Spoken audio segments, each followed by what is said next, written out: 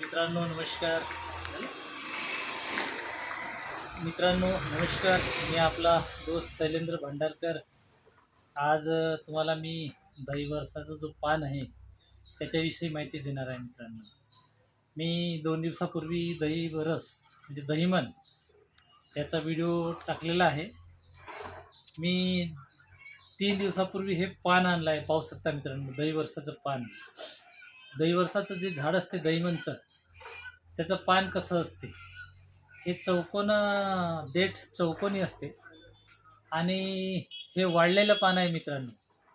तर याच्यावर मी त्या दिवशी राम आणि कृष्ण लिहिलं होतं. ते आता तुम्हाला पुसटसे दिसतील, जास्त दिसणार नाही मित्रांनो. वाळलेलं आहे पान. आपण आता ह्या पानाला पाण्यात टाकून पाहू की राम आणि कृष्ण किती स्पष्टपणे दिसतात. याच्यावरूनच आपण ह्या झाडाची ओळख करू शकतो. ह्या पानाचा गुणधर्म असा आहे मित्रांनो, जर कोणी जास्त दारू पिलेला असेल तर ह्या पानाच्या अर्क द्यायचा त्याला पाजून, तर त्याचा दारूचा अंश उतरतो. कोणाला कीटक दोष झाला असेल तर त्याच्यासाठी सुद्धा ह्या पानाचा आपल्याला पानाचा रस पाजता येतो. त्याच्यासोबत मुळीचा सुद्धा रस आपण ह्या भागात देतो.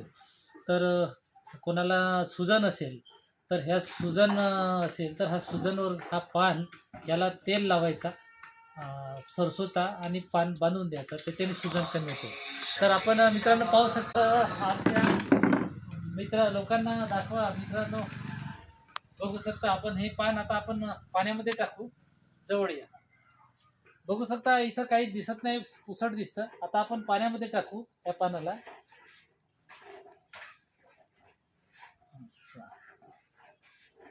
आता दाखवा, आता जवळून घ्या.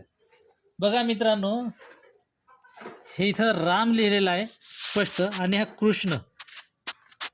बघा, राम आणि कृष्ण किती स्पष्ट दिसतो. मिनिमम आपण 3 फुटाचा अंतर आहे याचा, पाहू शकता.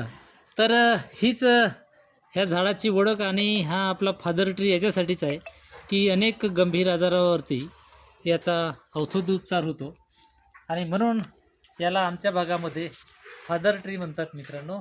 पाहू शकता राम आणि कृष्ण.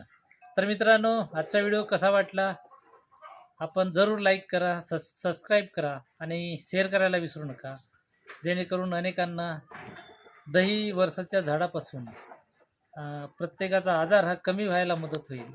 तर नमस्कार.